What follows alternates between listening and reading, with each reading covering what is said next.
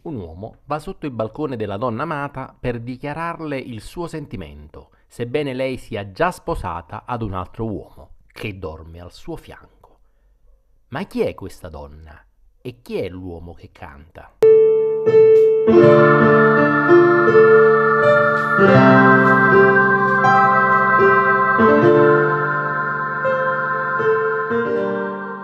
Voce Notte è un componimento autobiografico. Nel 1903 Edoardo Nicolardi, che aveva 25 anni, si innamora di Anna Rossi, una bella ragazza di 18 anni. Ma Anna Rossi, per volere dei genitori, va in sposa a Pompeo Corbara, un facoltoso commerciante di ben 75 anni. Una notte, nella quale il tormento d'amore e gelosia più gli bruciava, Nicolardi scrive di getto il testo di Voce Notte. Così è nata questa canzone, che viene musicata da